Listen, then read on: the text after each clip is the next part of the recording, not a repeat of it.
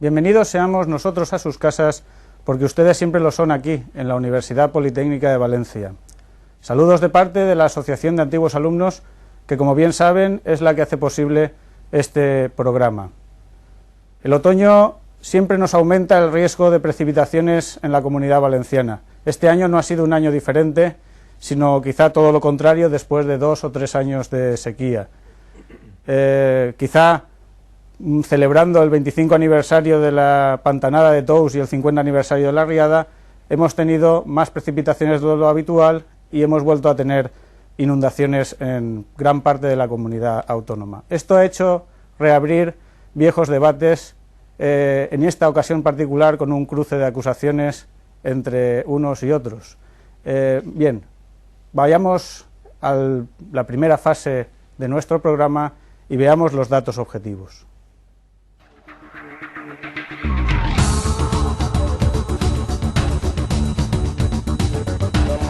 La Comunidad Valenciana ha dejado atrás uno de los meses de octubre más lluviosos de los últimos años.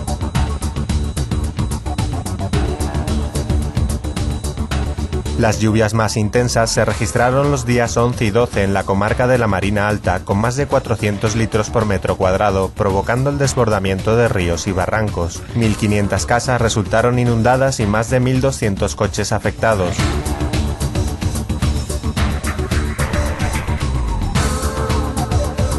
Detrás de estas cifras se ha reabierto un viejo debate sobre los factores que influyen en las crecidas de los ríos. Acumulación de cañizo, falta de limpieza y un urbanismo salvaje son algunos de los argumentos utilizados por unos y otros.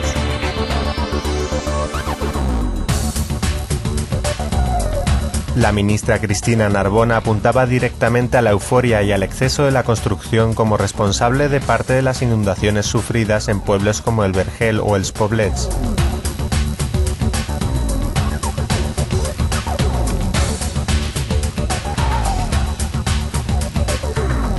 Por su parte, los vecinos afectados aseguran que las cañas acumuladas en el cauce del río Girona multiplicaron los efectos de la riada.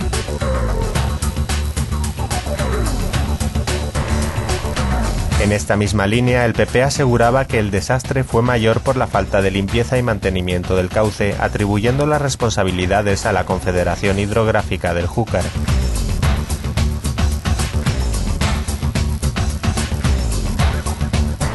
Para Juan José Moragues, presidente de la CHJ, no existe ninguna relación entre la vegetación del cauce de los ríos y los efectos de la lluvia.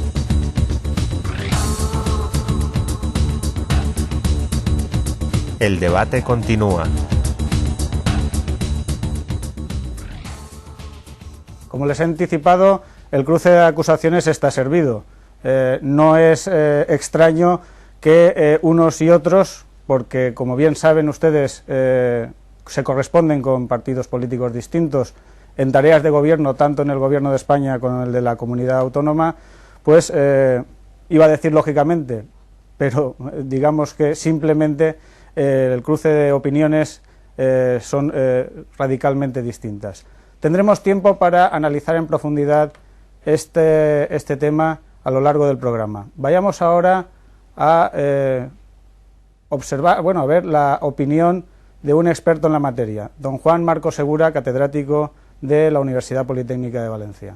Estamos aquí en el Departamento de Ingeniería Hidráulica y Medio Ambiente y vamos a abordar con el catedrático Juan Bautista Marcos Segura el tema de debate, el tema de análisis del programa de hoy de Más Allá de la Noticia. Juan Marco, muy buenas tardes. Hola, buenas tardes. Y en primer lugar agradecerle su atención a las cámaras de la universidad y al programa de Más Allá de la Noticia de antiguos alumnos. Si somos de la casa, pues, y antiguo alumno, pues es lógico, ¿no? Como hemos presentado en el dato, hoy el programa gira en torno a esos acontecimientos que vivimos a principios del mes de octubre, los días 11 y 12, y que afectaron fundamentalmente a la ciudad de Valencia también, por supuesto, pero sobre todo a la comarca de la Marina Alta.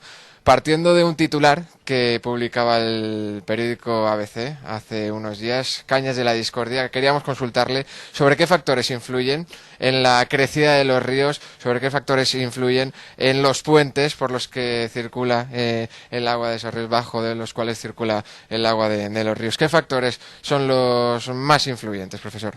Bueno, los factores son muchísimos, son docenas y docenas de factores. En cada caso se trata de un factor diferente, en cada caso y en cada. Entonces no se puede hablar con carácter general. Si se sabe, pues bueno, que el asunto de las cañas, pues es un asunto más, es un punto más. Sobre todo es un punto muy visible, porque está flotando. La importancia de las cañas normalmente suele ser bastante reducida en las crecidas importantes. Sobre todo en los puentes es donde influye más, porque los puentes se calculan en general, para que aguanten cargas verticales, no aguantan cargas horizontales. Entonces la acumulación de sólidos flotantes suele hacer efecto presa, que normalmente rompe los puentes. Sin embargo, a efectos de la inundación, las cañas son flexibles y se rompen con mucha facilidad, tanto más facilidad cuanto más agua lleva al río. Si es capaz de llevarse casas y de llevarse piedras y de llevarse árboles y coches, pues va a ser capaz perfectamente de doblar cañas y de llevarse todas las cañas. Es decir, cada cosa tiene su efecto y nunca es un solo factor. Siempre influyen todos y ninguno. Los vecinos de Despoblets, los vecinos de Beniarbeig, los vecinos del Verger denunciaron precisamente ese tema de las cañas y también la falta de limpieza de los ríos. Parte de este argumento fue también tenido en cuenta por el Partido Popular a raíz de unas declaraciones que hizo también la ministra Cristina Narbona, en las que aludía la ministra aludía a la construcción, al exceso de construcción, al urbanismo desaforado. Contra ese argumento, el argumento del PP de la falta de limpieza que atribuía a la Confederación Hidrográfica del Júcar. El urbanismo desaforado en esas cuencas en concreto, sí, hay una zona en los Poblets en donde se ha urbanizado en una zona que era inundable, pero esa urbanización es anterior al Patricova, a la legislación. Por lo tanto, es una urbanización que hay que proteger. Por lo demás, en la cuenca no hay grandes desarrollos urbanísticos y no obstante ha pasado lo que ha pasado. Y de hecho en el Verger, por ejemplo, pues lo que se ha inundado son fundamentalmente el casco antiguo, es decir, casas que tienen 100 y 200 años. Es decir, no podemos decir que esto es el urbanismo desaforado, ni de lejos. Como tampoco podemos decir que sean las cañas. El puente de Beniarbeig se cayó, lo estuve viendo por la televisión, y era de libro, se caía por una socavación de los sedimentos del fondo, nada que ver ni con cañas ni con otras serie de cosas. Aquello era una socavación de libro, lo que pasa es que no se ve, el fondo no se ve, pero la superficie libre a los técnicos ya nos delata lo que está pasando por debajo. Es, por tanto, un debate más político, de intereses políticos. Es un debate político, claramente. Es decir, desde el punto de vista técnico, en cada sitio hay un factor dominante, que no es ni de lejos el mismo en Beniarbeig que en Vergel. No es lo mismo en Vergel que en Les Poblets. Cada uno de estos sitios tiene su explicación y sus factores fundamentales. Es simplista decir que esto es culpa de una cosa o culpa de otra, porque es por lo menos de 30 o 40 cosas a la vez, y diferentes en cada sitio. Y los puentes, por ejemplo, ese puente de Beniarbeig u otros puentes de ríos de nuestra comunidad, ¿hasta qué presiones están preparados? ¿Cuánta presión puede aguantar un puente?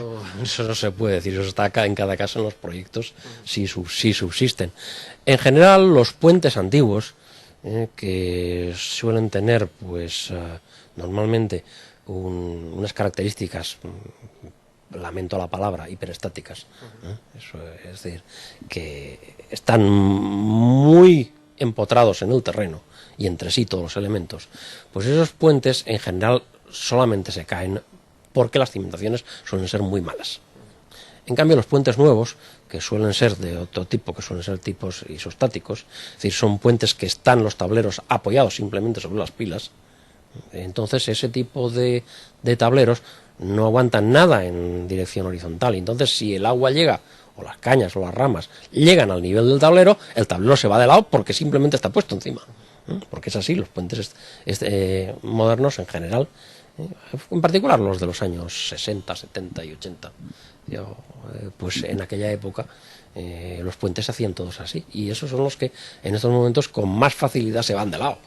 Se van de lado Eso cualquier catedrático de aquí, de Puentes, os lo puede contar, no yo. Estamos hablando de precipitaciones de más de 400 litros por metro cuadrado, las que se dieron en Beniarbeig, en la comarca de la Marina Alta, similares a las que se dieron aquí en Valencia hace 50 años también. Y superiores. Actualmente estamos preparados, profesor, para este tipo de avenidas, para este tipo de crecidas de los cauces fluviales. Para ese tipo de crecidas nunca se está, es poco menos que imposible. Es decir, tendríamos que gastar todo el presupuesto nacional. Está preparada Valencia porque hizo un esfuerzo enorme en la década de los 60.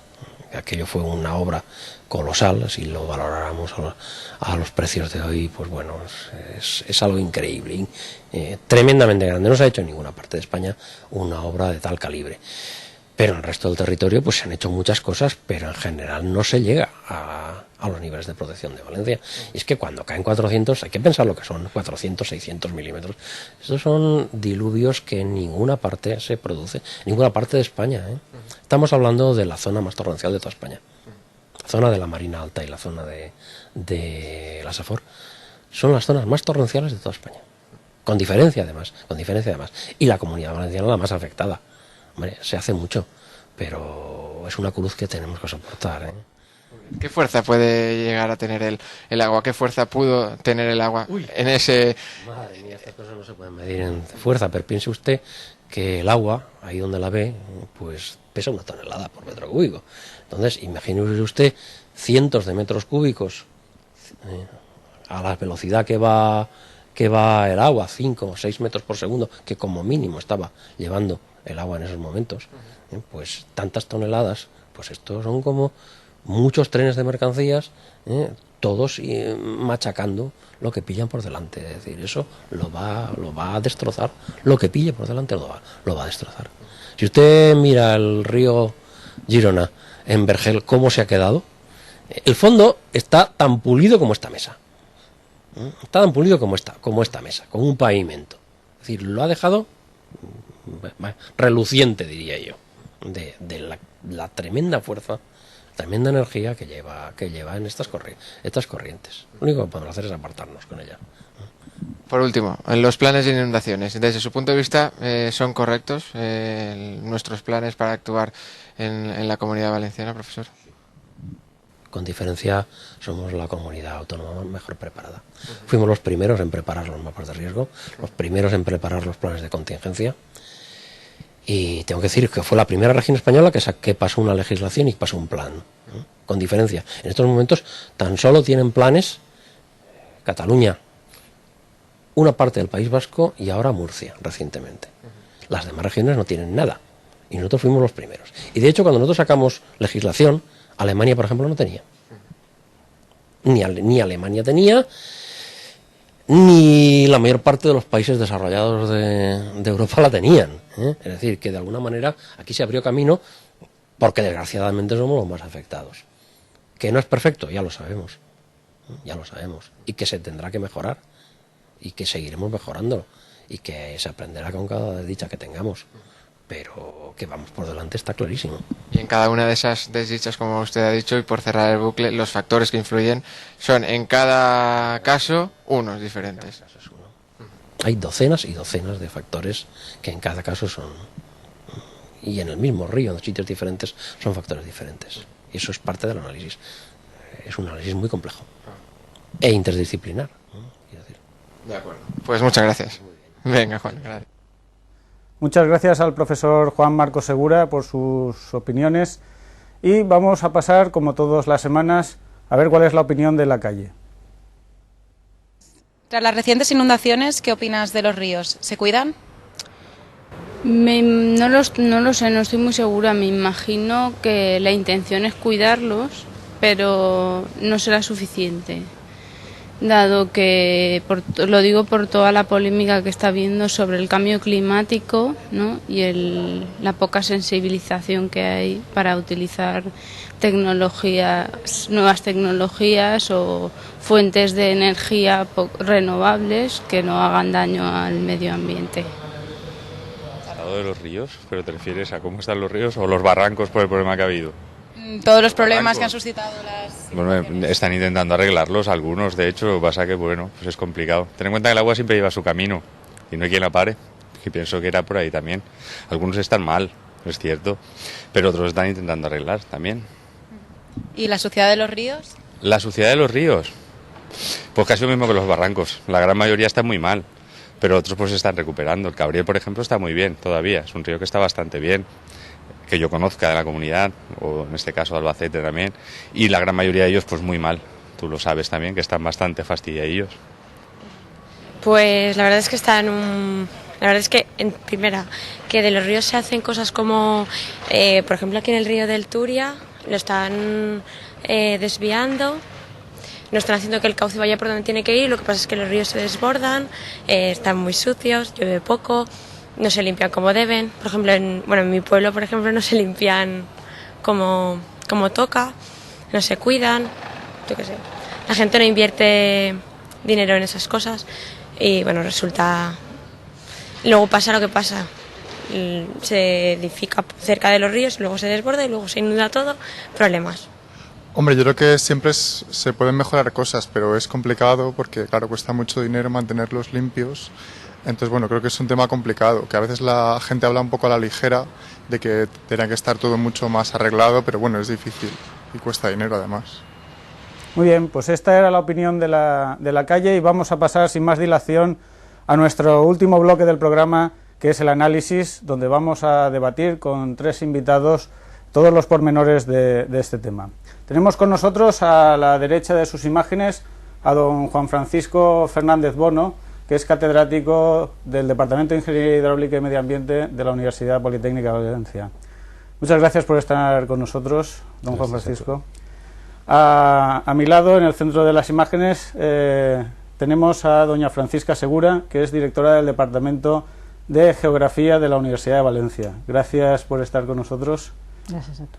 Y por último, tenemos también con nosotros a la izquierda de sus imágenes a doña Graciela Ferrer, que es el representante de la asociación o portavoz de la asociación Sugarview. Muchas gracias por estar con nosotros. Bé, pues per a introduir el tema hem tingut ja totes les opinions tant dels expertes com de la calle, els datos principals de les últimes avingudes que hem patit en la Comunitat Valenciana, i m'agradaria començar per un torn de paraula en el que cada un de vosaltres expressa la seva opinió des del punt de vista de la seva professió, de la representació de l'associació, en el teu cas, Sugarview. Podem començar per Graciela, si vols. Bé, un poc el que hem estat veient és un episodi extraordinari, d'una avinguda extraordinària. Com bé dia el professor Marco, hi ha molts factors que influeixen, però jo m'agradaria remarcar que el que hem de tindre molt clar és que s'ha de fer una ordenació del territori, dels usos del territori i de conservació no sols dels rius en si mateix o dels boscos de ribera, sinó també de les masses forestals que puguen absorbir en un moment donat una part, encara que siga xicoteta, en capçalera de les precipitacions, com a amortiguació, per almenys per a donar un poc més de temps de reacció a aquestes situacions. Evidentment, l'aigua busca el seu espai i en aquest sentit aquestes avingudes són extraordinàries i com a tal és complicat previndre que no passi res, perquè passen cada molt de temps i sembla que en la voràgine de tots els dies ens oblidem de que els rius, encara que dia a dia no porten massa aigua o no porten gens d'aigua, en un moment donat poden portar-ne molta, no? Entonces, jo crec que la clau està en considerar, per una banda, que els rius necessiten el seu espai, encara que sembla que no l'ocupen tot tot el temps, però sobretot previndre ocupar l'espai que pugui ocupar una inundació, una avinguda, amb cases, amb edificacions, perquè en definitiva aquesta gent que està afectada estan destrossant la vida, no? És a dir que des d'un poc els poders públics és necessari coordinar en l'ordenació del territori i dels usos que es fa del territori, considerar la importància dels eixos fluvials.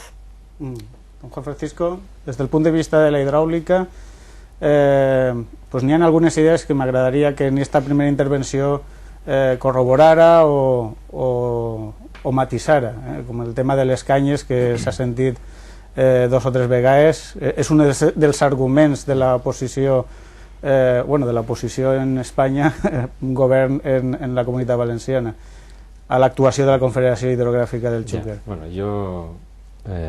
Gràcies per la paraula. Jo no vaig entrar un poquet en debats polítics, no, des del punt de vista científic. El que està clar, i això també ho ha comentat Joan Marco, i jo vull subratllar-ho, és que hi ha una multiplicitat de factors. Una multiplicitat de factors que, evidentment, uns són més visibles, uns són més importants que altres, i són un bon grapat. El que siga un bon grapat no vol dir que això mos assuste, al contrari. De fet, des de fa 5 o 6 anys, inclús jo estic pegant a la porta del Ministeri i de l'Autonomia per a analitzar un poquet la vulnerabilitat dels ponts en la interrelació entre les avingudes, el llit dels rius i les estructures. Estructures normalment no hidràuliques, que són les que més mal fan. Així s'està parlant d'uns factors entre els que estan les canyes, les que estan fora del riu i les que estan dins, que potser les que més mal fan són les que estan fora, les seques, perquè les que estan vives, probablement al ser una vegetació flexible, el que fa és tombar-se en el sentit de l'aulla i deixar-la passar. En molts casos, inclús la vegetació ajuda a l'aulla a anar i protegeix el fons. Però el que vull dir és que n'hi ha una quantitat de factors, uns més importants que altres. I entre els factors està el propi pont. Així se parla de l'efecte sobre el pont. I l'efecte del pont sobre el cauce, què fem ahir? Perquè un pont pot estar dissenyat des del punt de vista estructural, des del punt de vista econòmic, però normalment no està dissenyat des del punt de vista hidràulic i de la interrelació en el llit del riu. I això és un factor molt important. Antigament ja tots coneguem que les carreteres, al passar al riu, corba de 90 graus per a passar al punt més estret. Si el punt ja és més estret i el pont damunt l'estreta més, està generant unes condicions de remans aigües amunt i d'aigua que passa com quan ix d'un tub, d'una canonada, aigües avall. I això no és bo per al llit del riu. N'hi ha socavacions, n'hi ha vegetació, n'hi ha una quantitat d'efectes que se tenen que analitzar. Que se parla de que no hi ha diners per arreglar tot això, correcte. Però, per exemple, una metodologia com la que se pot plantejar és plantejar els factors més importants, fer una inspecció dels ponts i de l'entorn del pont i prioritzar les actuacions. N'hi ha ponts que així s'està parlant d'avingudes extraordinàries, però és que a vegades no és una avinguda extraordinària la que fa desbordar el llit del riu, el pont, i inunda les cases properes. És que n'hi ha zones que en 5 anys o 10 anys de període de retorn ja no cap l'aulla, per efecte no de les canyes, que jo deixaria com una anècdota més, sinó n'hi ha indústries ficades dins del llit del riu. Jo me'n recorde un cas fa 5 o 6 anys que vaig tindre que fer un peritatge en Barcelona, el cas de la Rambla Magarola, un pont que es caigué, n'hi hagueren 2 morts allí, i resulta que n'hi hagueren, inclús el càlcul de socavacions no existia, i damunt n'hi havia a 30 metres una indústria que tapava el 60% de l'amplària del riu. Si es comencem un poquet a escarbar, resulta que podia haver vegetació, potencialment podia tapar-se, però si ja està el 60% tapat, què fem? Pensem un poquet en tots aquests factors, en prioritzar els factors i en el que tu dies de l'ordenació del territori, l'ordenació de les riberes, l'ordenació de coses que són evidentment molt més importants i molt més farragoses que les canyes, que evidentment és un factor més. Des del seu punt de vista com a geògrafa, senyora Segura? Bueno, ja de les causes pues, sabem que és la gota freda i la major probabilitat de grans precipitacions en determinades èpoques de l'any. Com no s'ha tractat encara, sí que m'agradaria que parlar una miqueta d'aquesta possibilitat de que sigui l'urbanisme dels últims anys, cosa que també pareixia que desmentia el professor Marco. M'agradaria saber quina era la seva opinió, també desperta en la matèria. Bé, jo des d'aquest punt de vista sí que m'agradaria ressaltar que urbanisme a la millor entès com a urbanitzacions del riu no existeixen, però existeixen ocupacions de caixers. Ara mateix el professor Juan Fernández estava comentant que hi ha zones on hi ha indústries, hi ha camps de futbol, hi ha cases que estan dins dels mateixos rius. Entonces, el que sí que és cert és que en aquests moments moltes vegades s'està guanyant terreny del llit del riu per a urbanitzar. S'estan fent desaparèixer barrancs, no és el cas del que estem parlant ara, però s'estan fent desaparèixer barrancs. Aleshores, tot això implica que quan baixa una revinguda d'aquestes característiques ocupa l'espai que li correspon. És a dir, els caixers dels rius no són una cosa capritxosa, no són una cosa que té unes dimensions aleatòries, sinó que estan adaptades a la capacitat de transportar aigua que té aquest riu. Que l'amplària d'un riu no és una qüestió que se puga fer o que se puga dissenyar a voleo, sinó que té unes causes, i normalment aquesta amplària del riu està relacionada amb factors com les dimensions de la conca, la capacitat d'infiltració de la conca, etc. De manera que quan un riu s'està estretint de forma sistemàtica, s'estan fent un passeig al costat del riu, s'estan fent cases, s'està fent una altra línia més d'adossats o el que sigui al costat del riu, doncs evidentment el riu se n'ix. És un poc el que ha passat al Verger. Si mirem la fotografia aèria i només cal entrar a Google Earth, que és una que està a disposició del públic, s'observa que aquest riu està molt estretit. Hi ha una canalització i m'imagino que aquesta canalització, que deu ser antiga, perquè és veritat que, com deia el professor Juan Marco, les cases tenen a la millor 100 anys, aquesta canalització ha estretit el caixer del riu. Per tant, el riu, quan no ha tingut suficient capacitat, se n'ha eixit. I això és una cosa que cal tenir-la en compte.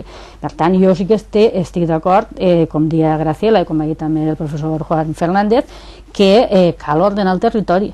Cal ordenar el territori i cal definir el risc, que hi ha alguna cosa feta, però que evidentment s'ha de canviar d'escala. Cal definir el risc i aleshores decidir què es pot fer en cada zona.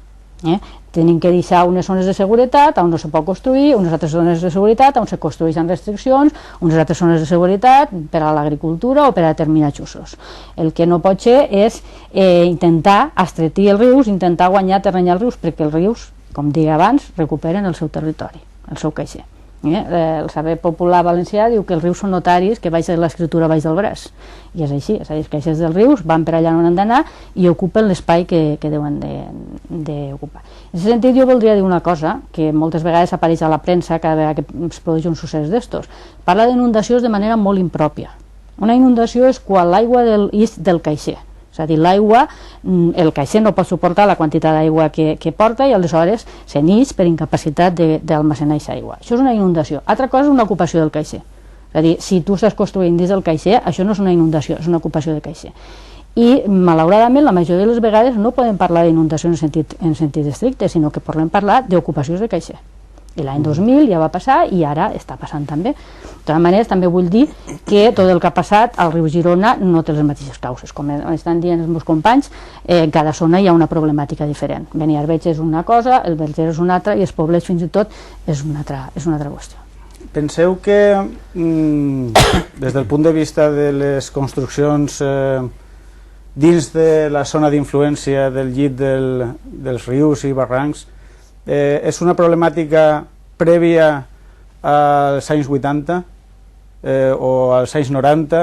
I dic aquesta data per el tema de l'avaluació d'impacte ambiental. En teoria, avui en dia, o ja des de fa més de 15 anys, tenim eines de prevenció des del punt de vista mediambiental en el que se té, en teoria, que estudiar, entre altres coses, la inundabilitat del terreny i demés. Entonces, és prou difícil, des del meu punt de vista, no ho sé, des del punt de vista estricte de la legalitat, és molt difícil que existisca una urbanització o una edificació legal, pot ser il·legal, evidentment, en zones inundables.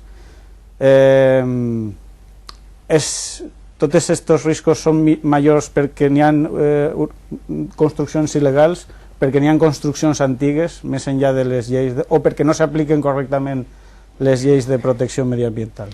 En la meva opinió, jo crec que hi ha una mescla de factors, dels factors que s'ha apuntat.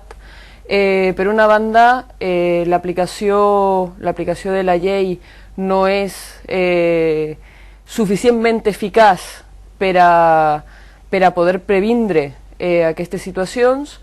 Hi ha situacions d'ocupació, diguem, de fet, des de fa molt de temps, altres que són més noves, altres que eren cases d'estos de aperos i s'han convertit en xalets sense tindre molt clar com això passa d'un estatus a l'altre.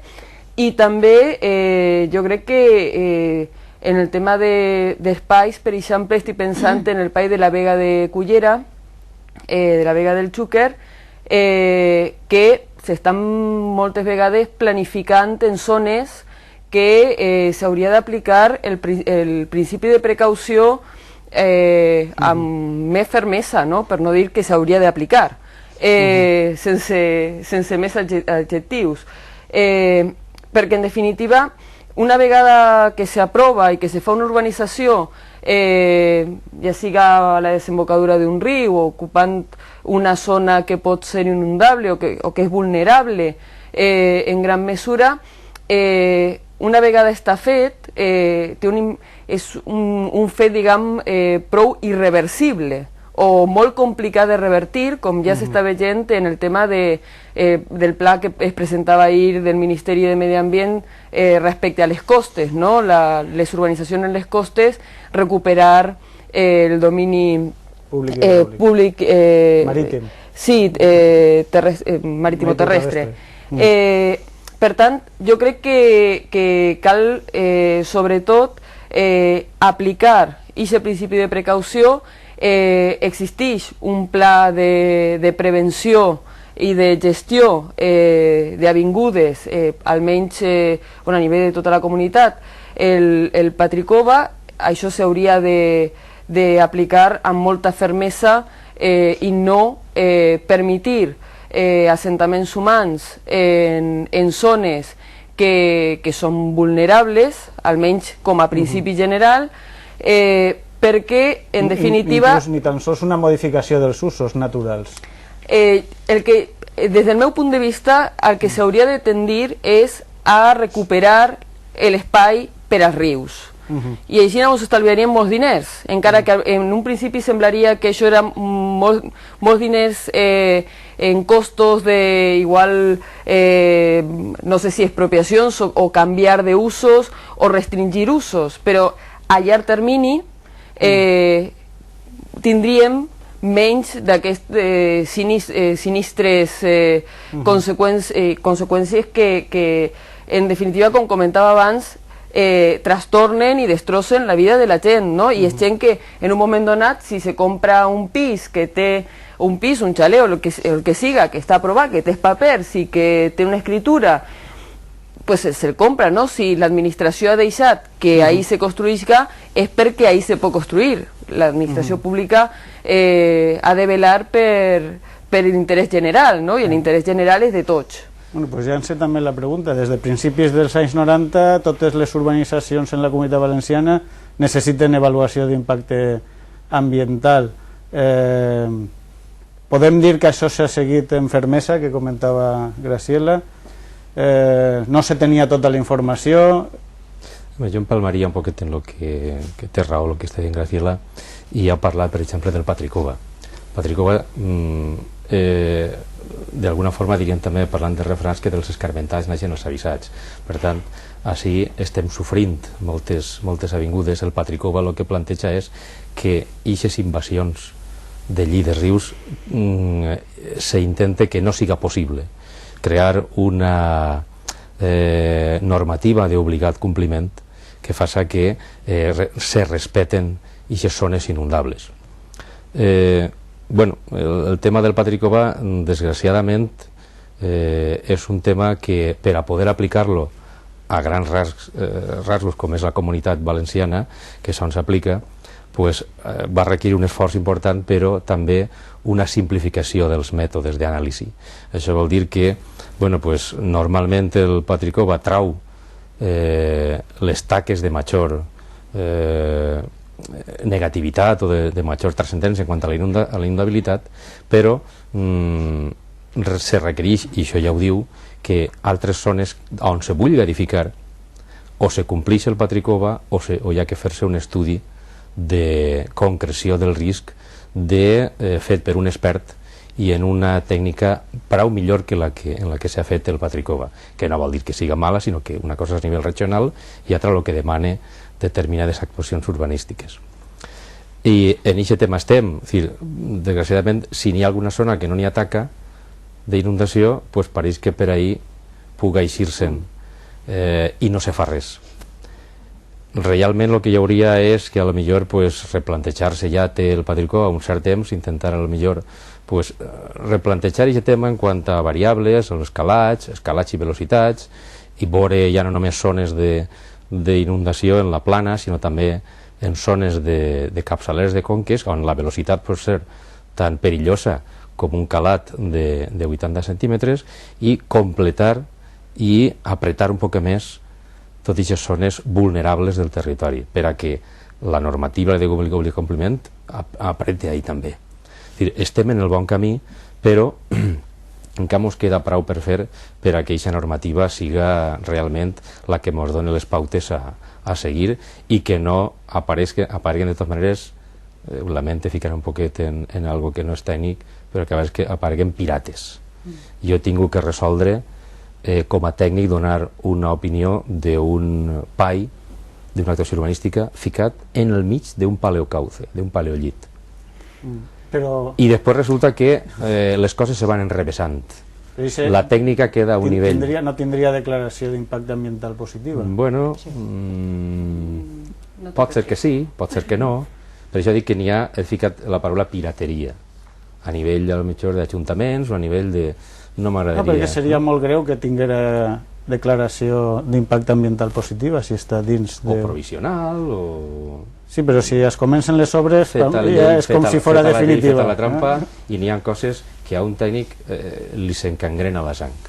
Però aleshores, per molt que a lo millor proteste, n'hi ha vegades en què no n'hi ha arguments tècnics per a posar-se per damunt d'altres argumentacions i uno se senya per els pobres que vagin a comprar i aquestes cases que van estar en primera línia no dir de platja, sinó de riu. Francisca. Bé, jo voldria afegir alguna cosa a lo que estan dient els meus companys i és el següent. Com m'estan dient, bé, el Patricova és un punt d'arranc, no és un punt d'arribada, i això se confon moltes vegades. El Patricova és un estudi regional que es va fer a partir de la cartografia U50.000. És dir, aquesta cartografia té les corbes de nivell de 20 en 20 metres. No hi ha cap inundació que deixi 20 metres d'aigua de calat, això és evident. Entonces, això és un punt per marcar les grans àrees inundables, però això no és la definitiva, és a dir, això és el primer pas i a partir d'ahir s'haurien de fer una sèrie d'estudis locals que es feien a U10.000, que tenim ja cartografia, i fins i tot a U5.000 o a U1.000 en aquelles zones de més risc, i aquesta feina encara està per fer. És una feina evidentment molt costosa, molt cara, que necessita uns mitjans tècnics, però que és una feina que s'ha de fer. Entonces, des d'aquest punt de vista, el Patricova és un punt d'arranc i el que no se pot agarrar és com si fos paraula de Déu. El que no està ahí no és inundable, no és cert.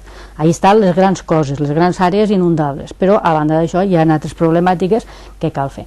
Què està passant en aquests moments? Pues que la gent que fa el Pla General d'Ordenació Urbana és un tècnic, normalment són arquitectes, que no necessàriament tenen els coneixements de geomorfologia, no d'hidràulica soles, ni d'hidrologia, sinó de geomorfologia, que permeten definir aquestes coses que estava dient el meu company, és a dir, un paleocaixer. Un paleocaixer normalment un arquitecte no sap ni siquiera el que és, perquè és una zona que és un antic caixer abandonat pel riu, que avui en dia està ocupat normalment per conreus i que necessita una experiència i una tècnica per a definir-los. Això no vol dir que quan vinga aigua, evidentment és una zona baixa que concentra l'escolament. Entonces, la meva reivindicació seria que els plans generals d'ordenació urbana, la planificació no estiguera en mans d'un col·lectiu únicament, dic enginyers o arquitectes, sinó que fos una cosa multidisciplinar. Les inundacions és una problemàtica multidisciplinar, com ha dit abans Juan Marco, i la col·laboració en aquest camp té que exigir-se per llei, és a dir, no pot ser que una persona que sap molt d'una cosa però que no sap d'altra tinga que decidir sobre qüestions que tenen una confluència de factors tan gran com és aquesta. Per tant, la meva aportació seria això, demanar una multidisciplinaritat en la gestió dels rius i en la gestió d'aquest territori. Que hi hagués una visió complementària, perquè per exemple abans que se parlava dels ponts, Juan Fernández comentava el fet de que se dissenya el pont però moltes vegades s'oblida el caixer. Un pont la majoria de les vegades cau per problemes del caixer, del fons, del llit, i encara s'oblida més la geomorfologia fluvial. Jo vaig estar mirant el pont de Beniarbeig i vaig observar una sèrie de coses que no se veuen des de la hidràulica únicament. Beniarbeig, el pont de Beniarbeig està a l'eixida d'un meandre. Un meandre, la cara externa del meandre pateix una erosió. I en concret, l'eixida del meandre anterior desvia l'aigua cap a la zona on va caure el pont i ahir hi ha un socavament lateral molt important, que per a mi que també estava en la base o la causa d'aquest socavament del pont. Un altre factor que no se diu però que és un factor importantíssim és l'extracció d'aris que s'ha produït als nostres rius. Això produeix que el riu, si intento regularitzar el seu caixer, intento adaptar el seu perfil longitudinal i se produeix una excavació que ajuda al socavament local que pateix qualsevol pont. Aquí hi ha molts de ponts que cauen per aquest motiu. Per exemple, l'any 2000 no van eixir a la premsa, no van ser notícia, però a la Rambla de Cervera van caure 2 ponts. Un aigües avall d'una gravera, la causa era claríssima, i un altre un poc més avall. I què va passar? Pues, efectivament el riu s'estava encaixant, des dels anys 60 que estic seguint jo aquest pont, tenia a la Serafina, tenia un socavament de més de 2 metres. Aleshores, aquest pont va caure, és evident que va caure, i de ponts així n'en cauran molts, perquè cal dir que els nostres rius han patit una extracció d'aris des dels anys 60 importantíssima. I per què s'està produint ara aquest problema? Per què comencen ara a caure ponts? Perquè els rius són sistemes que tenen un temps de retard de resposta, sobretot els rius que no porten aigua sempre, que són efímers, responen cada vegada que ve una revinguda de suficient magnitud per a que se puga remoure el fons del llit.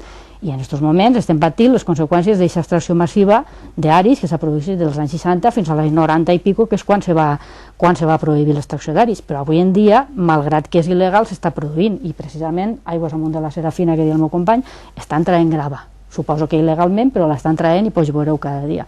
Aleshores, això són conseqüències que les patim i les continuarem patint. No serà una resposta d'avui per demà, sinó que estarem molts anys patint aquestes conseqüències. Sí, com comentava, és el tema de la multidisciplinaritat de tot aquest tipus d'estudis. Realment, els estudis d'impacte ambiental, en teoria, haurien de fer per equips multidisciplinars. Un pla general d'ordenació urbana, un PAI o qualsevol instrument d'urbanisme necessita un estudi d'impacte ambiental. Què és el que passa? Pues que igual en aquest instrument en particular no se centra tot l'interès de la promotora ni tampoc de l'administració, pot ser. Bé, anem a fer... Sí, volies fer alguna matisació? Matisar el tema del Patricova i de les actuacions que apareixen ja com a xampinyons de fer un pai així, fer un pai allà, concretar el risc. Pot ser que això siga un pas en abans en el tema del Patricova, de contratar un tècnic que te faça aquest estudi de concreció molt fi. Però això, si se fa per a cada pai, de cada tram d'una zona, d'un municipi o d'un riu, això és caríssim, perquè és molt difícil, a més, el que fas una cosa i t'obliguen, el Patricó obliga a que les actuacions que facin per a que aquesta zona deixi de ser inundable, si és que està en zona inundable, que és quan se demana l'estudi d'inundabilitat, pues que no se transmeta a tercers. Si anem fent això a taquetes, pues és caríssim, inclús repetitiu moltes coses, i pues un pas en abans també seria el que els estudis d'inundabilitat se feren com a mínim o a nivell de pla general d'ordenació urbana o inclús a nivell de subconques del territori, de tal forma de conques de cada riu, en el que tota la zona de cada riu, en la situació actual o inclús en la futura, pues se fera això d'una multiplicitat. O se podria fer un pla d'acció territorial de multidisciplinaritat en el específic del tema de la inundabilitat. És multiplicitat en el tema del tractament, però unicitat en el tema de fer-ho d'una vegada i que servisca en tots els tècnics més experts per una vegada i per a tota la zona del riu.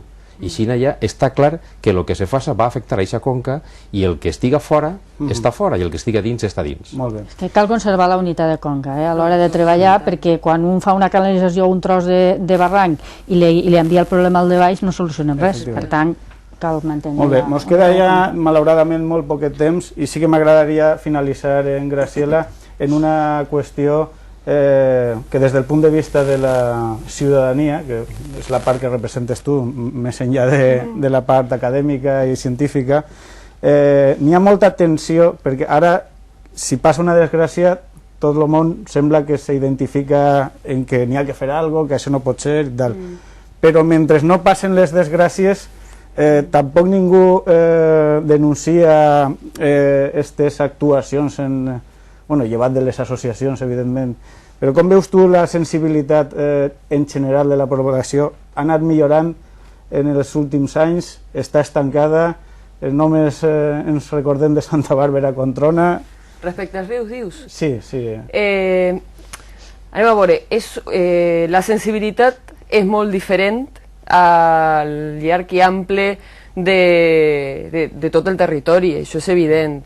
I un poc també té a veure amb els problemes puntuals que hagin pogut passar i amb la mobilització social que s'ha generat al voltant d'un problema puntual i que fa que no sols mires aquest problema puntual, sinó que te preguntes què passa amb el riu, no? I estic parlant en este cas del nostre cas, de Xúquer-Viu, que a partir d'un conflicte que era el trasbassament Xúquer-Vinalopó, amb presa d'aigües en Cortes de Pallars, començarem a mirar el riu i començarem a veure que sí, eixa infraestructura en eixe punt era una amenaça imminent, era un impacte pràcticament irreversible per al riu, però en això no n'hi ha prou, perquè el que volem és un riu que estiga viu, que tingui un bosc de ribera, que tingui el seu espai als voltants,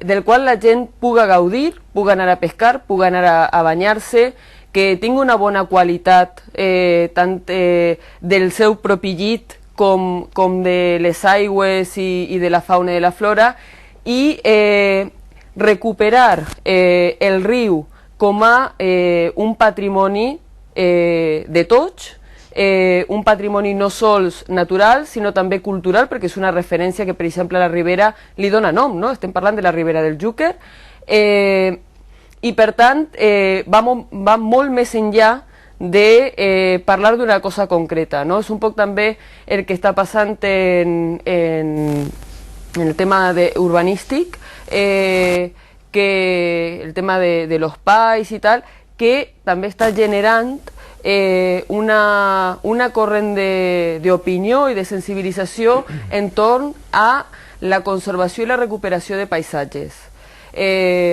Crec que el tema del paisatge, encara que sembli una cosa molt postmoderna, és un element essencial en el qual ens reflectim com a ciutadans i per a viure a gust, i jo crec que en això s'està avançant, encara que molt a poc, molt a pulmó, perquè bàsicament les organitzacions funcionem voluntaristament, fent xerrades, passant pel·lícules. Vull aprofitar, ja que tinc aquest foro, per a comentar que en breu llançarem un concurs de fotografia que es diu Els paisatges de l'aigua al Xúquer, cara i creu, i que en la nostra plana web d'ací uns 15 dies estaran penjades les bases del concurs, i i que després se farà una exposició al Jardí Botànic per abril, i invitant-los a tots a tornar a mirar els rius perquè es trobareu molt a gust i es trobareu a vosaltres mateixos. Pues moltes gràcies, Juan Francisco. Estem fora de temps, ho sent molt. 15 segons. Important, passar d'enginyeria preventiva, passar de la enginyeria forense, que és la que estem fent, a enginyeria preventiva, perquè la enginyeria forense a vegades no pot recuperar, n'hi ha molts danys irreparables. Ja està el mort. I en recordem-se que són 60 milions d'euros el que fa falta per a reparar això. I quants diners podríem haver previngut coses com això?